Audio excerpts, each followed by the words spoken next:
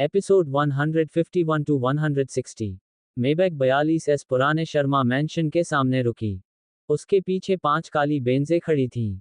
यह एक मोटरसाइकिल का काफिला था। इस दृश्य ने कई राहगीरों और आसपास के पड़ोसियों का ध्यान आकर्षित किया। ओह, यहाँ तो बहुत सारी लग्जरी कारें हैं। ये कौन सी वीआईपी है? हे भगवान, मेबैक 62S, ये कबीर जैंडर की गाड़ी है। वह यहाँ क्यों है? जब पड़ोसियों ने सुना कि यह कबीर की कार थी, तो वे डर के मारे पीछे हट गए और केवल दूर से देखने का साहस कर सके। वह मुंबई का भूमिगत राजा था। एक समय ऐसा था जब उनका नाम सामान्य निवासियों के लिए दुर्स्वप्न का कारण था। कौन उसे अपमानित करने का जोखिम उठा सकता है? उनके जैसा वीआईपी वहां क्यों था? अरे, वे अपनी गाड़ियों से उतर रहे हैं। कौन है वह? वह युवक बहुत जाना पहचाना लग रहा है। देखो, ये कबीर है, और यह उसका नंबर 1 दाहिना हाथ टाइगर है। वह युवक कौन है? कबीर उसके प्रति बहुत सम्मान दिखा रहा है। भीड़ दूर से उन्हें एक दूसरे के साथ गपशप करते हुए देख रही थी। उन्होंने बहुत बड़ा हंगामा खड़ा कर दिया और दर्शकों का ध्यान अपनी ओर आकर्षित न करना उनके लिए कठिन हो गया। वे आगे बढ़ रहे हैं। वे पुराने शर्मा मैंशन की ओर बढ़ रहे हैं। किसी ने चिल्लाकर कहा। तुरंत ही सबने पुराने शर्मा मैंशन की ओर देखा। उन्होंने देखा कि वह युवक अपने साथियों के साथ इमारत की ओर जा रहा था। कबीर ने पुराने शर्मा मैंशन के पुराने परिसर में अपना हाथ हिलाया, और उसके 7-8 आदमी अंदर घुस आए। फिर वे लिविंग रूम में एक पंक्ति में खड़े हो गए। माया जी और चार्ल्स को मास्टर बेडरूम से बाहर खींच लिया गया। वे दोनों पजामा पहने हुए थे और झपकी ले रहे थे। इस समय वे जमीन पर गिर गए। तुम लोग कौन हो? तुम्हें अंदर घुसने की इजाजत किसने दी? मैं पुलिस को बुला रहा हूं। माया जी ने दबंगई से खड़े होकर सूट पहने कुछ लोगों की ओर इशारा किया। वह उन पर चिल्लाने और चीखने लगी। क्या वह डरी नहीं? बेशक वह थी, लेकिन डरने से उसे कोई फायदा नहीं होने वाला था। इसलिए उसने साहसी होने का नाटक किया। क्या तुम सोचते हो कि तुम इतने बड़े हो? क्योंकि तुम सूट पहने हुए हो, मैं पुलिस को बुलाकर तुम सबको गिरफ्तार करने के लिए कहूंगा। माया जी को बहुत भरोसा नहीं था। फिर भी वह घर के फोन पर कॉल करने के लिए कॉफी टेबल पर भागी। अगले ही पल टाइगर अंदर आया और उसने माया जी के चेहरे पर जोरदार थप्पड़ मारा। नतीजतन माया जी जमीन पर गिर गई। फिर टाइगर ने उसके हाथ से फोन लिया और उसे टुकड़ों में तोड़ दिया। माया जी को थप्पड़ की आवाज से होश आया, और वह जमीन पर गिरकर चार्ल्स से चिपक गई। अब उसके होठों के कोने पर खून लगा हुआ था। ये कहना होगा कि उस थप्पड़ के कारण उसके 2 दांत टूटकर गिर गए। तुम लोग कौन हो? तुम लोग अवैध प्रवेश कर रहे हो, और यह कानून के विरुद्ध है। अगर तुम अभी नहीं गए, तो मैं सचमुच पुलिस को बुलाऊंगी। माया जी सच में डर गई थी। घर में 8 आदमी थे, और उनका नेता एक हट्टा कट्टा आदमी था, जिसके चेहरे पर भयंकर भाव थे। सबसे बड़ी बात यह थी कि वह आदमी उसे और उसके साथी को घूर रहा था। क्या वह उन्हें खाने जा रहा था? चार्ल्स बहुत डर गया। वह माया जी के पीछे छिप गया और बुदबुदाया, क्या तुमने फिर से परेशानी खड़ी कर दी? वे हमारे घर में क्यों हैं? क्या वे वही हैं जिन्होंने पिछली बार तुम्हें पीटा था? चार्ल्स की बातें सुनकर माया जी का दिल कांप उठा। उसने अपना सिर जोर से हिलाया और हकलाते हुए बोली, मुझे नहीं पता। मैं पिछले 2 दिनों से ज्यादा बाहर नहीं निकली। मैंने किसी से भी मुलाकात नहीं की। तुमने नहीं किया। इसी समय कबीर अंदर आया। उसके कदम तेज थे, और उसका चेहरा बर्फ जैसा ठंडा था। कबीर। जब कबीर कमरे में दाखिल हुआ तो घर के सभी पुरुषों ने एक साथ उसे सम्मानपूर्वक संबोधित किया। जब माया जी ने उन्हें ऐसा कहते सुना तो उसका दिल टूट गया। ये बिल्कुल हांगकांग की किसी फिल्म के दृश्य जैसा लग रहा था। ये बहुत भयानक था। वे गैंगस्टर जैसे थे। उसने किसे नाराज किया था? आप कबीर रनावत हैं। इस समय चार्ल्स और माया जी ने उसे पहचान लिया। क्या वह वही आदमी नहीं था जो ओल्ड मास्टर येट की पार्टी में गया था? वह उनके घर में क्यों था? उसने उसे नाराज नहीं किया था। कमरे में प्रवेश करने के बाद कबीर ने माया जी और चार्ल्स को ठंडी निगाह से देखा। उसने कहा, तुम्हें नहीं पता कि तुमने क्या बेवकूफ़ी भरी हरकतें की हैं। तुममें अभी भी यह कहने की हिम्मत है कि तुमने किसी को ठेस नहीं पहुंचाई। उसकी बातें सुनकर माया जी ने अपना दिमाग खपाना शुरू कर दिया। उन्होंने वास्तव में किसी को नाराज नहीं किया था। क्या अर्जुन कोई था? बिल्कुल नहीं। वह तो बस एक कूड़ा कचरा था। क्यों? उसे सबक सिखाने के लिए इतने सारे लोगों को बुलाने की हिम्मत कैसे हुई? माया जी जानती थी कि वह उसके साथ कुछ भी करने की हिम्मत नहीं करेगा। इसीलिए वह अभी भी दोपहर की झपकी ले सकती थी। बेशक, माया जी ने चार्ल्स को यह नहीं बताया कि अर्जुन ने उसे मारा था। आखिरकार, अगर चार्ल्स को पता चल गया कि दवा में कुछ गड़बड़ है, तो वह भी मुश्किल में पड़ जाएगी। मुझे नहीं पता, कबीर, क्या तुम हमें बूढ़े मालिक की खातिर जाने दे सकते हो? तुम्हें कितना पैसा चाहिए? मैं तुम्हें दे दूंगा। माया जी भयभीत थी। सभी ने कहा था कि कबीर हत्या करने में संकोच नहीं करेगा। इसलिए, वह अपने बेडरूम में भाग गई और अपने बैंक कार्ड और डिपॉजिट बुक निकाली। उसने डरते डरते उन्हें कॉफी टेबल पर रख दिया और कहा, यहाँ $2 मिलियन हैं। कृपया इसे स्वीकार करें, कबीर। मुझे और मेरे पति को जाने दो। माया जी डरी हुई थी। इसलिए, वह कबीर को पैसे देकर रिश्वत देना चाहती थी। फिर भी, कबीर ने केवल ठंडी मुस्कान दी और बैंक कार्ड और जमा बही की ओर देखा तक नहीं। उसने कहा, मुझे खेद है। तुमने आज किसी ऐसे व्यक्ति को नाराज कर दिया जिसे तुम्हें नाराज नहीं करना चाहिए था। मैं तुम्हें ऐसा सबक सिखाने आया हूं जिसे तुम कभी नहीं भूल पाओगे। ये कहकर कबीर ने अपना हाथ हिलाया। तुरंत ही 8 आदमी उस जोड़े के पास पहुंचे। उनमें से 2 ने चार्ल्स को पकड़ लिया, जबकि बाकी 6 ने बारी बारी से माया जी पर हमला कर दिया। थप्पड़। कमरे में थप्पड़ों की आवाज गूंजने लगी। माया जी का चेहरा सूज गया था और उसकी त्वचा पर काले और नीले रंग के धब्बे उभर आए थे तथा उसके मुंह के कोने से खून बह रहा था। चार्ल्स सिर्फ किनारे से देख सकता था। वह जोर जोर से चिल्ला सकता था, लेकिन उन्हें रोकने के लिए वह कुछ नहीं कर सकता था। अंत में, कबीर की उंगलियों के इशारे पर टाइगर दवा की बोतल लेकर आया। वह माया जी की ओर खतरनाक तरीके से बढ़ा, जो थप्पड़ों से बहुत पहले ही अपना संतुलन खो चुकी थी। मिश्रण पर नजर डालते ही माया जी को लगा कि उसके अंदर डर समा गया है। उसके चेहरे पर आंसू बहने लगे और उसने अपना सिर हिलाया, जैसे कि उसकी जिंदगी उसी पर निर्भर हो। मुझे माफ कर दो, मुझे माफ कर दो। कृपया ऐसा मत करो, कबीर। कृपया मुझे जहर मत पिलाओ, नहीं, कृपया। उसकी विनती अनसुनी हो गई। माया जी के गले पर हाथ रखकर, जबकि अन्य लोगों ने उसका मुंह जबरदस्ती खोला, टाइगर ने उसके गले में नशीली दवा डाल दी। कर्म तो अभागा था। जब माया जी को जबरदस्ती यह मिश्रण पिलाया गया तो उसने अपना सिर ऊपर उठाया और उस तरल पदार्थ से गरारे किए। फिर अंत में उसने इसका आधा हिस्सा निगल लिया। इसके बाद ही टाइगर ने उसे छोड़ा, जिससे माया जी बेजान होकर फर्श पर गिर पड़ी। सुनो, अगर मैं तुम्हारी तरह होता, तो मैं अब से जो कुछ भी करता और कहता हूँ, उसमें ज्यादा सावधान रहूंगा। एक अच्छा इंसान बनना तुम्हारे लिए अच्छा रहेगा। कबीर ने अपने गिरोह को दरवाजे से बाहर ले जाने से पहले ठंडे स्वर में चेतावनी दी। डर के मारे माया जी बाथरूम की ओर भागी और उल्टी करने के लिए अपनी उंगली गले में डाल ली। हालांकि, उसके प्रयास बेकार गए। फर्श पर लेटकर वह कराहने और रोने लगी। मैं मर जाऊंगी, मैं मर जाऊंगी। ये हत्या है। ओह, चाली, मुझे हॉस्पिटल भेजो। ओल्ड शर्मा मैंशन से निकलने के बाद कबीर और उसका गिरोह अर्जुन से मिला। फिर वे अपनी कारों में बैठ गए। अपनी जेब से मिश्रण की एक और बोतल निकालकर टाइगर ने उसे पीना शुरू कर दिया। ये वास्तव में औषधीय मिश्रण के लिए बहुत अच्छा स्वाद है। आह, आप बहुत दयालु हैं, मिस्टर कपूर। कारें ओल्ड शर्मा मैंशन से दूर चली गईं। आसपास मौजूद भीड़ ने तुरंत अटकलें लगानी और कमेंट्स करना शुरू कर दिया। हे भगवान, क्या ये शर्मा का निकम्मा दामाद नहीं है? हे भगवान, मैं तो अंधा हो जाऊंगा। वह कबीर रनावत जैसे लोगों से परिचित है। हर कोई उलझन में था। शर्मा को इस बार एक बड़ा हितैषी मिल गया था। लगभग 10 मिनट बाद, चार्ल्स और माया जी दोनों तुरंत ही जागीर से चले गए। माया जी ने अपने चेहरे पर दुपट्टा बांध रखा था और धूप का चश्मा लगा रखा था। अर्जुन की बात पर वापस आते हैं, उसने खुद को एक छोटी सी गली में पाया। वहां एक चीनी औषधीय फार्मेसी थी। दरवाजे से प्रवेश करते ही 7-8 लोगों का एक छोटा गिरोह उसके पीछे से दौड़ा और चीजों को तोड़ना शुरू कर दिया। धमाका। अधेड़ उम्र का मोटा दुकानदार स्तब्ध होकर चिल्लाने लगा, अरे, अरे, तुम क्या कर रहे हो? तुम कौन हो? मैं पुलिस को बुलाने जा रहा हूं। बदले में उसे केवल अर्जुन से एक लात मिली। एक ऐसा लात जिससे वह फर्श पर गिर पड़ा।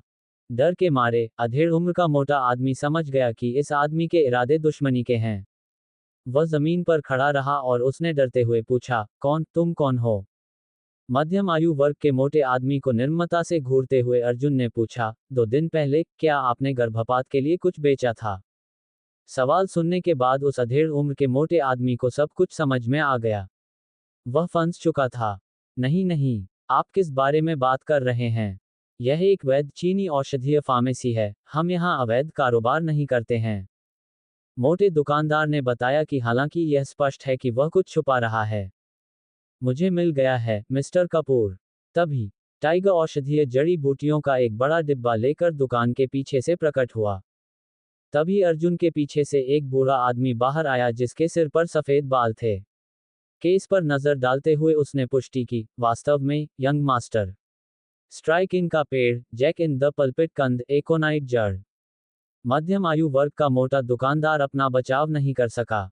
वह तुरंत घुटनों के बल पर अर्जुन के पैरों की ओर रेंगता हुआ दया की भीख मांगने लगा, मुझे माफ कर दो, सर। मुझे माफ कर दो। पिछली बार एक महिला मुझसे इसे खरीदने आई थी। उसने कुछ नहीं कहा, इसलिए मुझे नहीं पता था कि यह आपकी पत्नी के लिए था। मुझे माफ कर दो, कृपया मुझे मत मारो। ये स्पष्ट था कि उसके सामने खड़ा यह व्यक्ति कोई साधारण युवक नहीं था।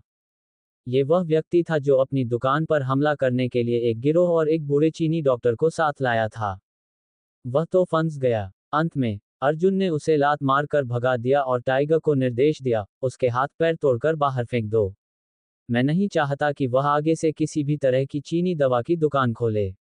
वह जो भी नई दुकान खोले, उसे बर्बाद कर दो। समझ गया, मिस्टर कपूर, टाइगर ने विनम्रता से उत्तर दिया। फिर अर्जुन जाने के लिए मुड़ा। उस क्षण उसने जो कुछ किया था, उसका गंभीर प्रभाव उस अधेड़ उम्र के मोटे दुकानदार पर पड़ा। टाइगर को अपनी ओर आता देख दुकानदार अपनी जान बचाने के लिए चीखने लगा।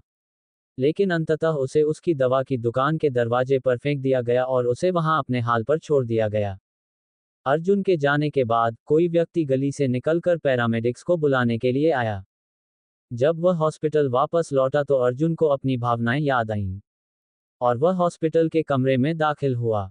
जैसे ही वह अंदर दाखिल हुआ, उसकी नज़र एक महिला पर पड़ी जिसका वहां कोई काम नहीं था। गायत्री वालिस। हॉस्पिटल के बिस्तर के पास बैठी वह अनिका से बातें कर रही थी। जिस क्षण अनिका ने अर्जुन पर अपनी नजरें गड़ाईं, उसने शांति से पूछा, अर्जुन, तुम मुझसे यह बात कब तक छिपाने की योजना बना रहे थे? आंटी गायत्री जी ने मुझे पहले ही सब कुछ बता दिया है। हॉस्पिटल के कमरे का माहौल अलग लग रहा था। गायत्री जी के चेहरे पर ऐसी मुस्कान थी जिसमें वसंत की हवा की गर्माहट थी, जिससे अर्जुन को पता चल गया कि यह सिर्फ आंखों से दिखने वाली चीज नहीं है। यह एक ऐसी मुस्कान थी जिसने उसे कहानी से अलग कर दिया, जबकि वह एक ही समय में उपहास और धमकी दे रही थी। अपनी सीट से उठकर वह अर्जुन की ओर बढ़ी, जो ऐसा लग रहा था मानो उसकी पूरी दुनिया ही टूट गई हो। उसने धीरे से कहा, अनिका को समझाने में थोड़ा समय तो लो, है ना? हम फिर मिलेंगे, बहुत जल्द। इसके साथ ही गायत्री जी ने अनिका को विदा देने के लिए हाथ हिलाया। तो मैं पहले चली जाऊंगी, अनिका। मुझे यकीन है कि अर्जुन के पास तुमसे छिपने के अपने कारण होंगे, इसलिए मुझे उम्मीद है कि तुम खुले दिमाग से उसकी बात सुनोगे। अनिका खड़ा होकर उसे बाहर भेजने ही वाला था कि अर्जुन ने उसे रोक लिया। कोई और विकल्प न होने पर वह विनम्रता से मुस्कुराए। तो फिर आप अगली बार आ सकती हैं, आंटी गायत्री जी। ओह, निमंत्रण पर गायत्री जी के चेहरे पर एक नया आश्चर्य झलक रहा था। उसकी भौहें मुस्कुराहट में बदल गईं। ठीक है, जब मेरे पास समय होगा तो मैं आऊंगी। मैं अब चलती हूँ, अब मैं तुम दोनों के काम में दखल नहीं देना चाहती। जब अनिका ने गायत्री जी को सम्मानपूर्वक विदाई दी, तभी गायत्री जी कमरे से बाहर गई। इससे अनिका और अर्जुन हॉस्पिटल के कमरे में अकेले रह गए। दरवाजा बंद करो, अनिका ने उदासीनता से निर्देश दिया। रंगे हाथों पकड़े गए बच्चे की तरह अर्जुन ने स्वीकृति की आवाज निकाली और दरवाजा बंद करने चला गया। उसके सीने में बेचैनी उमड़ पड़ी क्योंकि उसे ऐसा डर महसूस हुआ जो उसने पहले कभी महसूस नहीं किया था। गायत्री जी ने अनिका को क्या बताया? क्या यह उसकी पहचान थी? क्या ये कुछ और था? बैठो। हाथों को क्रॉस करके अनिका के चेहरे पर एक अलग ही शांति का भाव था। अर्जुन ने प्राथमिक विद्यालय के छात्र की तरह ही गंभीरता से वैसा ही किया जैसा उसे बताया गया था। अच्छा काम किया, अर्जुन कपूर। आप मुझसे यह बात कब से छिपा रहे थे? अनिका ने पूछा, यद्यपि उसके स्वर की ठंडक में निंदा के संकेत थे। अनिका पर एक नजर डालने के बाद अर्जुन ने अपने कंधे पर एक थप्पड़ खाया और फिर बुदबुदाया, 7 साल। क्या? अनिका की भौहें सिकुड़ गईं, उसके चेहरे पर बेचैनी साफ झलक रही थी। तुमने मुझसे ये क्यों छुपाया? मैं तुम्हारी पत्नी हूं, है ना? अर्जुन भी निराश हो गया। अनिका का हाथ खींचते हुए उसने खुद को दोषी साबित कर दिया। अनिका, मेरा ऐसा करने का कोई इरादा नहीं था। मेरे पास अपने कारण थे। मैं अर्जुन को अपने सामने उदास देखकर अनिका ने अपनी पीली बांह आगे बढ़ाई और एक पतली उंगली से अर्जुन के माथे को थपथपाया। तुम मेरे पति हो, अर्जुन। तुम्हें मुझे इन चीजों के बारे में बताना होगा, ठीक है? जरूर, आंटी। गायत्री जी तुम्हारी सौतेली माँ है, लेकिन इसमें कुछ भी गलत नहीं है। तुमने मुझे क्यों नहीं बताया? सौतेली माँ? अर्जुन उलझन में था। जल्दी में उसने पूछा, गायत्री जी ने तुम्हें और क्या बताया? अनिका ने पलकें झपकाईं। हाँ, उसने मुझे बताया कि उसने तुम्हारी माँ की मृत्यु के बाद तुम्हारे पिता से विवाह किया था। और वह मुंबई में इसलिए आई है ताकि ये देख सके कि तुम कैसे हो।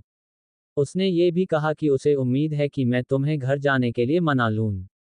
कुछ इस बारे में कि तुम्हारे परिवार को तुम्हारी जरूरत है। और तुम्हारे पिता का परिवार भी तुम्हें वापस चाहता है। तुमने हाँ क्यों नहीं कहा? तुम पिता और पुत्र हो, एक पिता और उसके बेटे के बीच क्या नाराजगी हो सकती है? एक समय निकालो और अपना शेड्यूल खाली करो। वापस जाओ और देखो, ठीक है? ये समझने के बावजूद कि क्या हो रहा था, अर्जुन फिर भी असहज महसूस कर रहा था और आगे बढ़ गया। क्या उसने मेरे परिवार के बारे में कुछ कहा? या मैं कौन हूं? आखिर गायत्री वालिस क्या योजना बना रही है? क्या आपका परिवार रेस्तरां के व्यवसाय में नहीं है? आपने मुझे पिछली बार बताया था ना? अनिका ने संदेह से पूछा। क्या अर्जुन फिर से उससे कुछ छिपा रहा था? हाँ, हाँ, हम रेस्तरां व्यवसाय में हैं। अर्जुन का हाथ उसके सिर के पीछे खुजलाने के लिए ऊपर आया, जबकि वह लगातार यह सोच रहा था कि आखिर गायत्री जी क्या साजिश रच रही थी। हे भगवान, मैंने तो लगभग खुद को बेच ही दिया था। ओह, और अर्जुन, आंटी गायत्री जी ने कुछ कहा कि पिताजी इन दिनों बहुत अच्छा महसूस नहीं कर रहे हैं। क्या तुम सच में मिलने नहीं जा रहे हो? अनिका ने पूछा। फल काटने वाले चाकू को पकड़े हुए हाथ ने सवाल सुनकर स्तब्ध रह गया। इससे पहले कि अर्जुन मुस्कुराया और उसने काटा हुआ सेब अनिका को थमा दिया। इस बारे में इतनी चिंता मत करो। मैं तुम्हें और अहाना को तुम्हारे ठीक होने के बाद मिलने के लिए ले आऊंगा, ठीक है? अनिका ने सेब स्वीकार कर लिया। मुझे पता है कि आपके और आंटी गायत्री जी के बीच कुछ गलतफहमी है। लेकिन मुझे नहीं लगता कि वह एक बुरी इंसान है। वह कई विषयों में बहुत अच्छी जानकार हैं। मुझे लगता है कि कभी कभी बैठकर बातचीत करना आप दोनों के लिए अच्छा रहेगा। अर्जुन को गायत्री जी के साथ क्या गलतफहमी थी यह न जानते हुए भी अनिका ये बता सकती थी कि अर्जुन उसे गायत्री जी की असली पहचान के बारे में बताने के लिए अनिच्छुक था, क्योंकि पिछली बार उसने उससे यह बात छिपाई थी। हालांकि गायत्री जी अभी भी अर्जुन की सौतेली माँ थी। ऐसा नहीं हो सकता, है ना अर्जुन? क्या तुम उससे इसलिए नफरत करते हो क्योंकि उसने तुम्हें बचपन में मारा था? चौंक कर अनिका ने अपने छोटे से मुंह को अपने हाथ से ढक लिया। कोरियाई नाटकों के रूढ़िवादी अमीर घरेलू दृश्यों को याद करके उसकी आंखें चौड़ी हो गईं। क्या अर्जुन का बचपन इतना ही कष्टदायक रहा है? नहीं, आप जो भी सोच रहे हैं, वह ऐसा नहीं है। अर्जुन ने असहाय होकर झुंझलाते हुए अनिका के मुंह में सेब का एक टुकड़ा ठूंसा। गायत्री जी के बारे में बहुत हो गया, ठीक है? मैंने उन्हें संभाल लिया है। ओह, और मुझे बताओ कि क्या वह फिर से तुम्हें ढूंढने आती है, ठीक है? स्तब्ध होकर अनिका ने स्वीकृति का स्वर गुनगुनाया।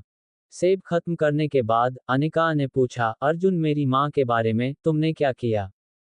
अनिका को डर था कि अर्जुन का गुस्सा उसे कुछ ऐसा करने पर मजबूर कर देगा जिसकी उसने कल्पना भी नहीं की होगी। उसके लिए चिंता करना स्वाभाविक था क्योंकि वह उसकी माँ और अर्जुन की सास थी। अर्जुन ने शांति से जवाब दिया, कुछ खास नहीं, इसलिए इसकी चिंता मत करो। अगर वह इससे कुछ सीखती है, तो वह कुछ भी करने से पहले 2 बार सोचना शुरू कर देगी। अनिका ने सिर हिलाया। इस बार गलती वाकई उसकी माँ की थी, इसलिए अर्जुन से बहस करने लायक कुछ नहीं था। इसके अलावा अनिका ने पहले ही अपना निर्णय ले लिया था। 2-3 दिन बाद अनिका को हॉस्पिटल से छुट्टी दे दी गई। माया जी कर्तव्य निष्ठा से घर पर ही रही। वह पिछले कुछ दिनों से डर के साए में जी रही थी, यहाँ तक कि किराने का सामान लेने के लिए भी घर से बाहर निकलने की हिम्मत नहीं जुटा पा रही थी। क्योंकि उसे डर था कि कहीं उसे फिर से मारा न जाए। यहाँ तक कि घर पर भी वह ये सुनिश्चित करती थी कि सभी खिड़कियां और दरवाजे कसकर बंद हों, कहीं कोई उसे पीटने के लिए अंदर न आ जाए। पिटाई का डर मनोवैज्ञानिक आघात में बदल गया था। चार्ल्स कुछ नहीं कर सकते थे, क्योंकि उनकी पत्नी अपनी इस गलती के बारे में बात करने को तैयार नहीं थी। वह ये भी नहीं बता पा रही थी कि उसने वास्तव में किसे नाराज किया था। माया जी पुलिस को बुलाने से भी हिचकिचा रही थी, क्योंकि उसे डर था कि वे बदला ले लेंगे। आखिरकार इस ऑपरेशन के पीछे का आदमी कोई और नहीं बल्कि भूमिगत राजा कबीर रनावत था। ऐसा करना आत्महत्या के बराबर था। चाली, मुझे लगता है कि इस सब के पीछे अर्जुन का हाथ है। क्या तुम्हें याद नहीं है? अर्जुन और कबीर रनावत दावत के दौरान खुशी खुशी बातें भी कर रहे थे। सोफे पर बैठी माया जी का उच्चारण ठीक से नहीं हो रहा था, क्योंकि उनका चेहरा अभी भी सूजा हुआ था और उनके मुंह में नया दांत भरा हुआ था। रुको, तुम कहती रहती हो कि यह अर्जुन है, लेकिन फिर भी वह तुम्हें मारने के लिए लोगों को क्यों भेजेगा? चार्ल्स बिना किसी ठोस सबूत के अर्जुन को बुलाने की गलती नहीं करेंगे। उसे कम से कम इसका कारण तो पता होना चाहिए था। माया जी खुद को मुश्किल स्थिति में पाती है। उसके पास ये बताने का कोई तरीका नहीं था कि उसने वीन को गर्भपात की दवा कैसे दी, इसलिए उन्होंने झूठ बोलने का विकल्प चुना। चूड़ी, अर्जुन ने इसे वापस ले लिया, ये कहते हुए कि यह उसकी दिवंगत मां की है। मैंने इसे सिर्फ 1 या 2 दिन पहना। मुझे यकीन है कि इसके लिए मुझे पीटा नहीं जाना चाहिए, है ना?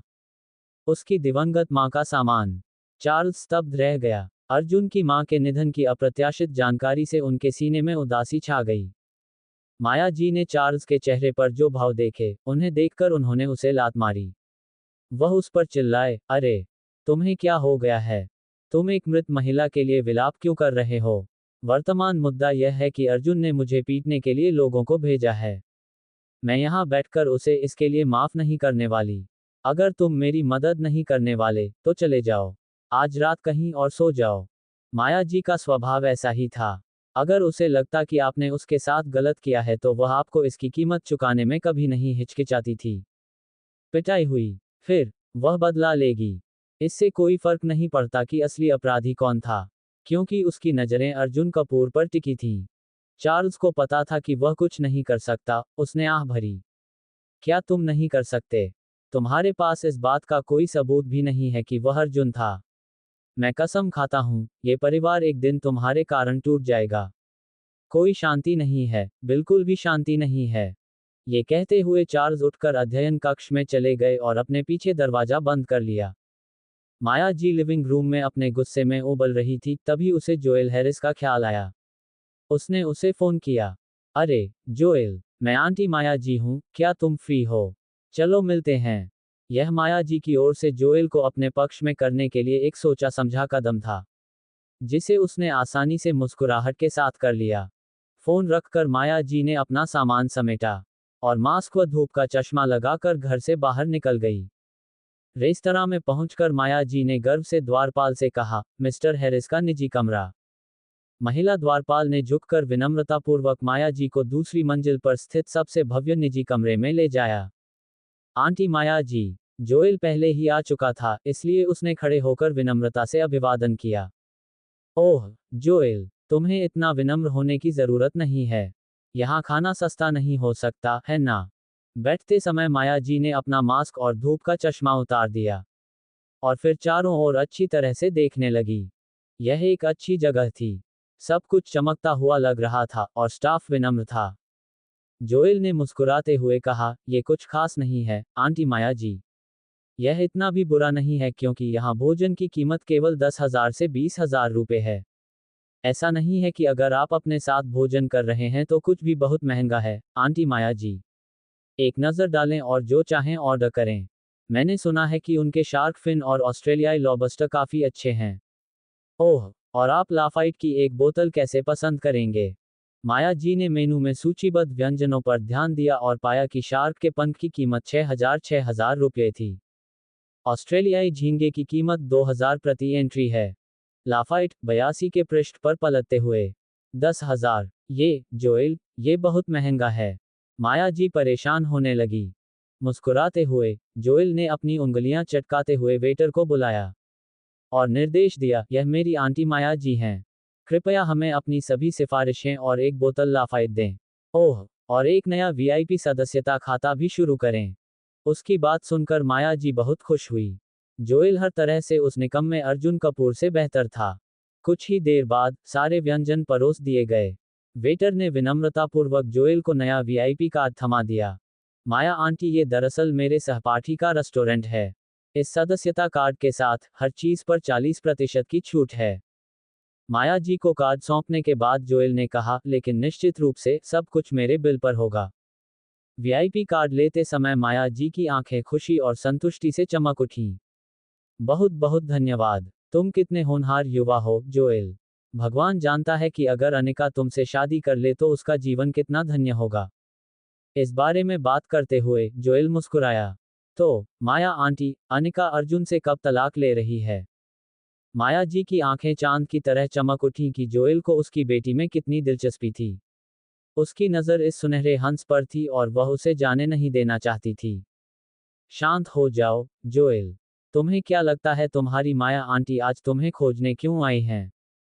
माया जी के होठों के कोने ऊपर की ओर मुस्कुराने लगे। फिर, माया जी ने अपने गाल की ओर इशारा किया।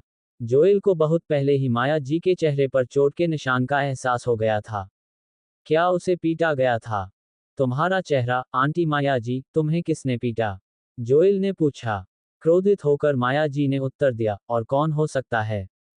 अर्जुन कपूर, वह बेकार का कूड़ा। उसने तो ये काम किसी से करवा भी लिया है। क्या? जोएल गुस्से से आग बबूला हो गया। क्रोध उसके चेहरे पर छा गया और उसने अपनी अंगुलियों को मुट्ठी में भींच लिया। ये दुस्साहस है। अर्जुन तुम्हें पीटने के लिए किसी को कैसे बुला सकता है? क्या उसे तुम्हारा कोई सम्मान नहीं है? अनिका ने कुछ क्यों नहीं कहा। अपने अन्याय और कमजोर चेहरे को बनाए रखते हुए माया जी ने जवाब दिया, बिल्कुल। उस कमीने की हालत और भी खराब होती जा रही है। यहाँ तक कि वह मुझे पीटने पर उतारू हो गया है। अनिका को इस बारे में पता नहीं है, लेकिन अगर उसे पता भी हो, तो वह क्या कर सकती है? वह अब उसके परिवार का हिस्सा है।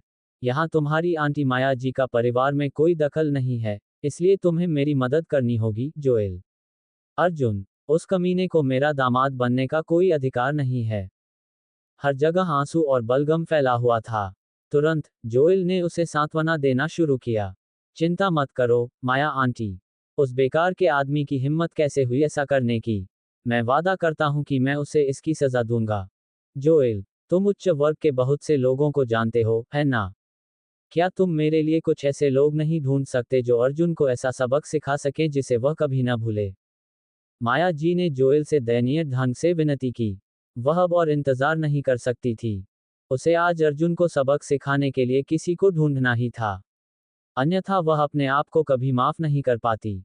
जोएल को इसका अनुपालन करने से अधिक कुछ भी अच्छा नहीं लगता था, लेकिन वर्चुअस कोर्ट में हुई घटना के बाद वह सतर्क होने के अलावा कुछ नहीं कर सका।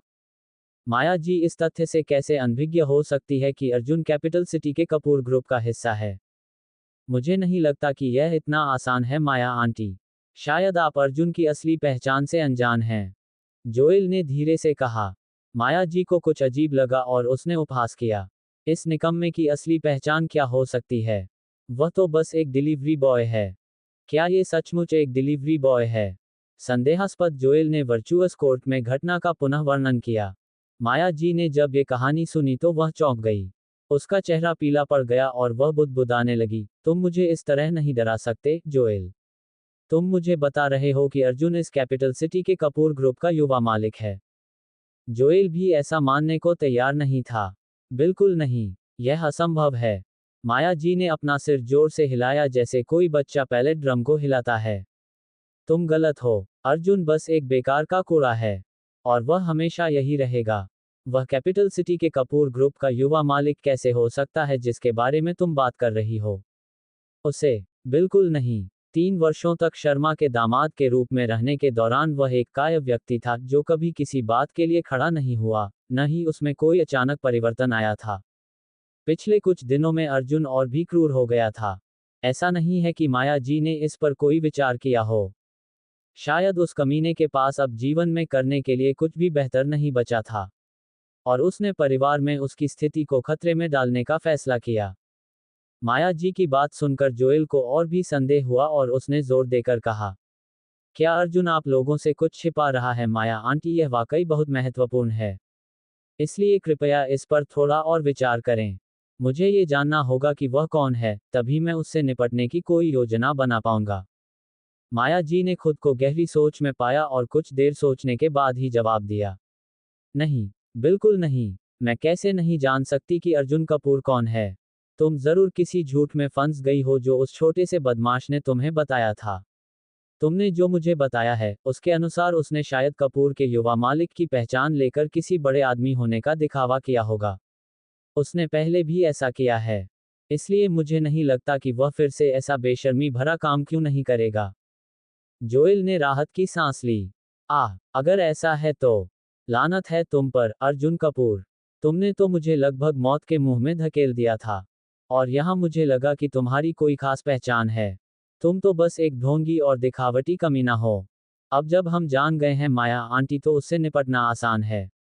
बस एक कूड़ा कचरा है ना? मैं उससे छुटकारा पाने के लिए किसी को बुलाऊंगी। कुर्सी पर वापस बैठते हुए जोएल ने अपना सेल फोन निकाला और डायल किया, हेलो वुल्फ, तुम अभी कहाँ हो? मुझे तुम्हारी कुछ मदद चाहिए। क्या तुम इस आदमी को सबक सिखाने में मेरी मदद कर सकते हो?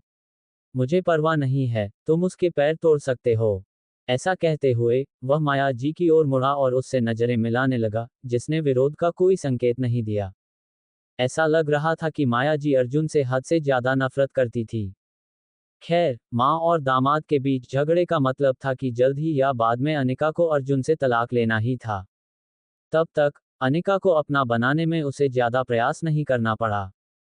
कॉल के बाद माया जी ने खुशी खुशी खाना खाया और जोएल हैरिस के साथ इस बात पर चर्चा की कि अनिका को कैसे आगे बढ़ाया जाए। अपनी आंटी माया जी की बात सुनो जोएल, कल आना, मैं अनिका को भी बुलाना सुनिश्चित करूंगा। फिर तुम उसे खेलने के लिए बाहर ले जाना। अपनी भावनाओं को पोषित करो और मुझे यकीन है कि यह केवल समय की बात है। जब तुम फिर से एक साथ हो जाओगे। तुम दोनों हाई स्कूल में करीब थे, है ना? मुझे यकीन है कि इस बार इसमें ज्यादा समय नहीं लगेगा। माया जी ने विदा लेने से ठीक पहले जानबूझकर कहा। जोएल को ये कहते हुए बहुत खुशी हुई कि माया जी इस यात्रा में उसकी इतनी मदद करेगी। हालांकि अर्जुन ने अपनी इतनी भौतिकवादी सास के साथ 3 साल कैसे गुजारे, जोएल को इस बात का कोई अंदाजा नहीं था। मैं समझ गया, आंटी माया जी। मैं आज मालदीव के लिए टिकट बुक कर लूंगा और कल आपके घर जाऊंगा। कृपया मेरे लिए अच्छी बात कहिए। जोएल ने मुस्कुराते हुए माया जी को संतुष्ट होकर ओल्ड शर्मा मैंशन में वापस भेज दिया। घर पहुंचकर माया जी ने योजना बनानी शुरू कर दी। वह बार बार डायल करती रही जब तक कि अनिका ने फोन नहीं उठाया। जल्दी से घर आओ, अनिका, मुझे तुमसे कुछ पूछना है। वह अच्छे मूड में थी, खासकर तब जब जोएल ने उसे कैपिटल सिटी के कपूर ग्रुप द्वारा अनिका की कंपनी में किए गए 1 बिलियन के निवेश के बारे में बताया। वह जो उत्साह महसूस कर रही थी, उसके सामने खुशी शब्द का इस्तेमाल करना कम था। 1 अरब, ये सब मेरी बेटी की कंपनी का है। इसका मतलब है कि मेरी बेटी की कुल संपत्ति 1 अरब युआन से ज्यादा है ना? मैं नवधनाढ्य वर्ग का हिस्सा बन गया हूँ। ओह, लेकिन ये कैपिटल सिटी ग्रुप का युवा मालिक कौन है? ऐसा तो नहीं हो सकता, है न? यह अमीर आदमी मेरी बेटी पर नजर रखता है। स्वाभाविक रूप से माया जी ने चार्ल्स के साथ अपनी अटकलें साझा की। वह लगातार बोलती रही, चार्ली, क्या तुम्हें लगता है कि इस कपूर ग्रुप के युवा मालिक को हमारी छोटी अनिका पसंद है? अन्यथा वह उसकी कंपनी में निवेश क्यों करेगा, है ना? जोएल के अनुसार ये कपूर ग्रुप कैपिटल सिटी के एकाधिकारियों में से एक है। उनकी कीमत सैकड़ों अरबों में है। अपने पालतू पक्षी के साथ मस्ती करते हुए चार्ल्स ने माया जी की बात पर कोई ध्यान नहीं दिया। अब आप कपूर ग्रुप के इस युवा मास्टर पर अपनी नजर नहीं रख सकती, है ना? इसे छोड़ दो, या फिर से पिटना चाहती हो? क्रोधित होकर माया जी ने डांटते हुए कहा, तुम्हें क्या पता? तुम्हें क्या लगता है कि मैं ये किसके लिए कर रही हूँ?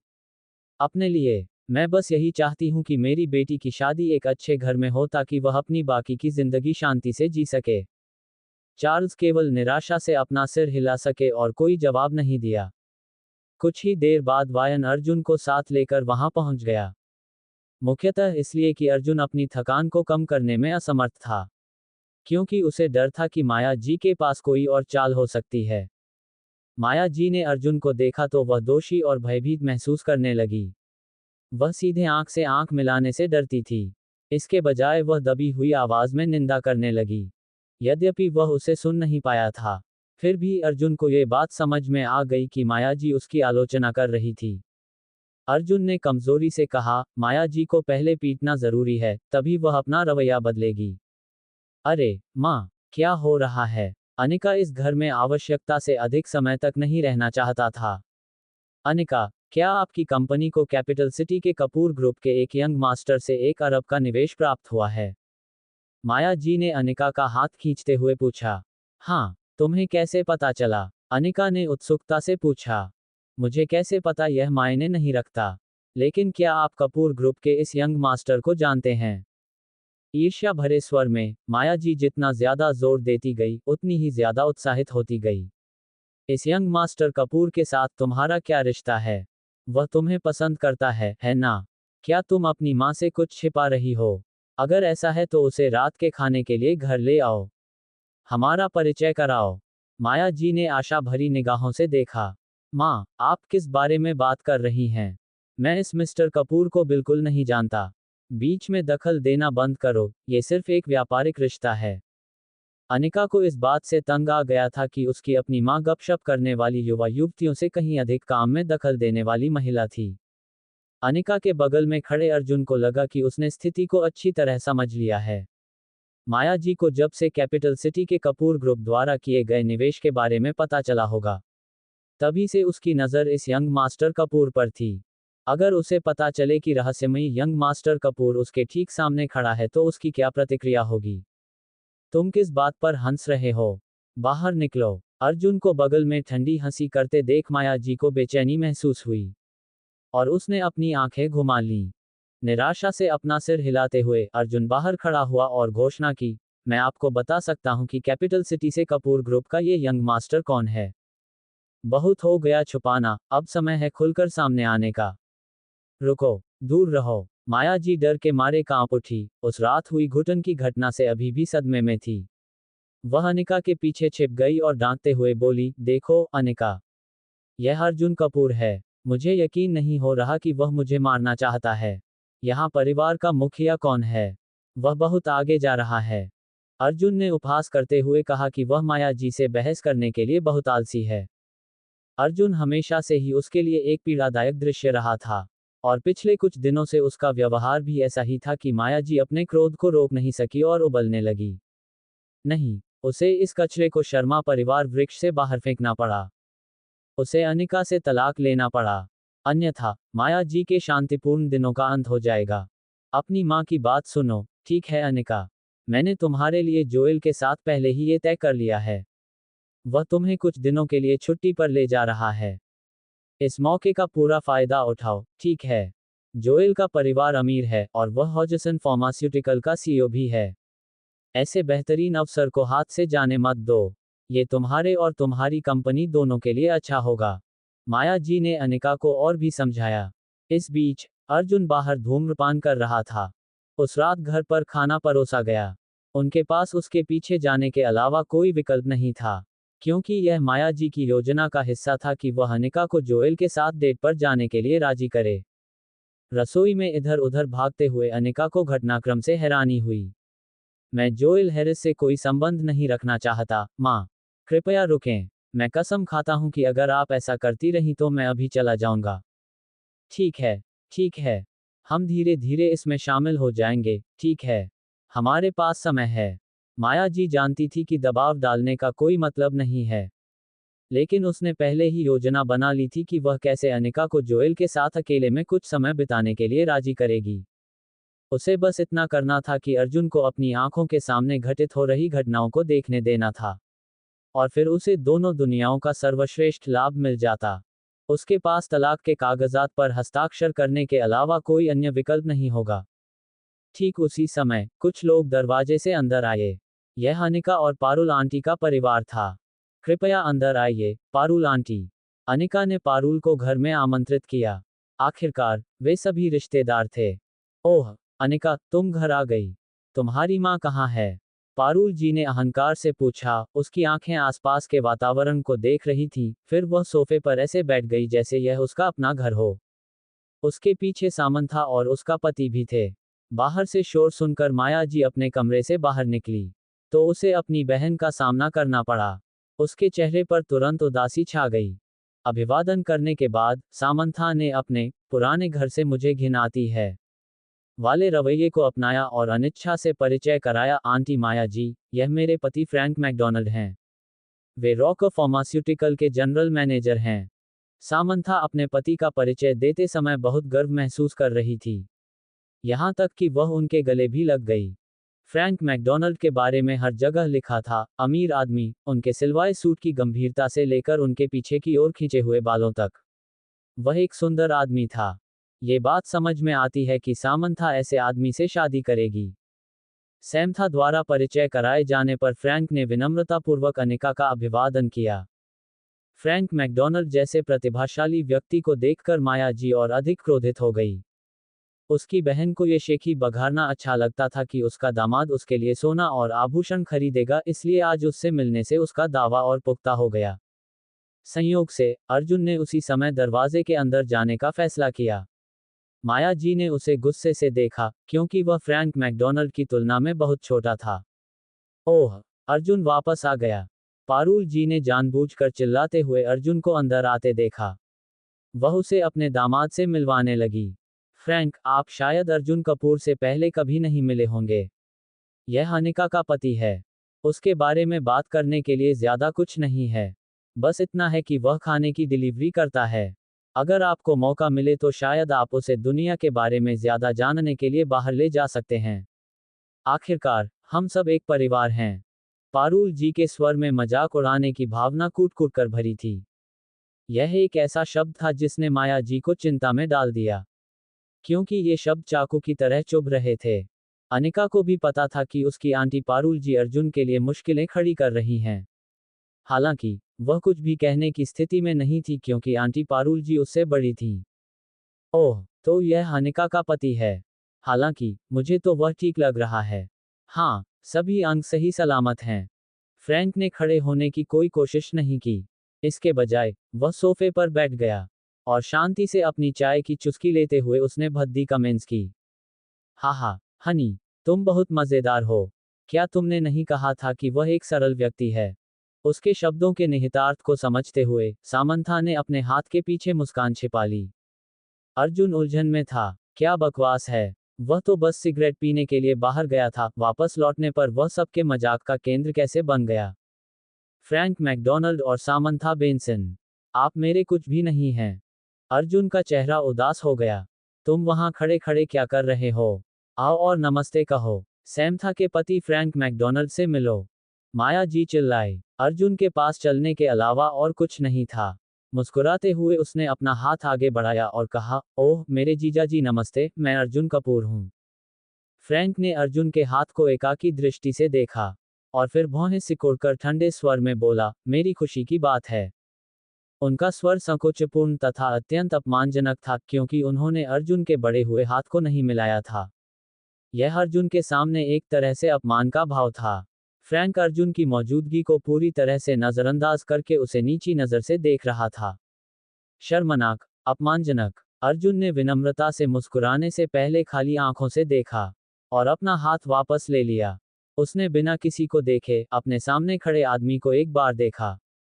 हालांकि उसे लगा कि वह आदमी दिखने में ठीक लग रहा था, लेकिन उसकी आंखों के नीचे काले धब्बे थे, जो संभवतः अधिक काम और तनाव के कारण थे। उसकी एक जोड़ी तुच्छ आंखें भी थीं जो बगल में बैठे अनिका को अभद्रता से देख रही थीं। आखिरकार, कुछ भी बहुत अच्छा नहीं है। अर्जुन नाराज था। फ्रैंक मैकडॉनल्ड कौन होता है अपनी पत्नी को इस तरह देखने वाला? वह चला गया और विनन के पास बैठ गया। उसकी चिकनी और पतली जांघों को कंबल से ढक दिया। उसने कोमल आवाज में कहा, गर्म रहो, ठंड बढ़ रही है। फ्रैंक हंस पड़ा, लेकिन उसने कोई टिप्पणी नहीं की। दूसरी ओर माया जी चिढ़ गई। फ्रैंक का यह अपमानजनक व्यवहार शायद उस कुतिया पारुल जी ने ही सिखाया होगा। अर्जुन को घूरते हुए माया जी की झुंझलाहट बढ़ गई। कचरा हमेशा कचरा ही रहेगा, उसका कभी किसी को सम्मान नहीं मिलेगा। अजीब सी खामोशी को भरने की जरूरत महसूस करते हुए माया जी ने अचानक पूछा, बहन, मुझे लगा कि फ्रैंक आपके पति के साथ रियल एस्टेट में काम कर रहा था। उसने अचानक नौकरी बदलकर रॉकेट फार्मास्यूटिकल में काम क्यों करना शुरू कर दिया? ये कौन सा उद्यम है? क्या वेतन ज्यादा है? माया जी, मुझे लगता है कि यहीं पर मैं तुम्हें सब कुछ बता रहा हूँ। आखिरकार, अर्जुन के विपरीत, फ्रैंक का लक्ष्य सर्वांगीण विकास करना है। वह डिलीवरी बॉय से कहीं ज्यादा बेहतरीन है। उसने कुछ महीने पहले ही नौकरी शुरू की है, और जहां तक उसके वेतन की बात है, वह सालाना लगभग 400,000 कमाता है। हालांकि यह उतना नहीं है जितना वह पहले कमाता था, लेकिन यह नई नौकरी आगे के विकास के लिए बहुत जगह देती है। पारुल जी के चेहरे पर गर्व और अहंकार झलक रहा था, जो फ्रैंक के प्रति उसकी प्रशंसा को पूरी तरह से दर्शा रहा था, जिसकी प्रशंसा एक अलग तरह के प्रेम का संकेत देती थी, जिसे अर्जुन ने एक ही नज़र में पकड़ लिया। जैसे ही पारुल जी और फ्रैंक की नज़रें एक दूसरे पर टिकी, मानो चिंगारी उड़ने लगी। क्या बकवास है ये दोनों? क्या सामंथा को पता है?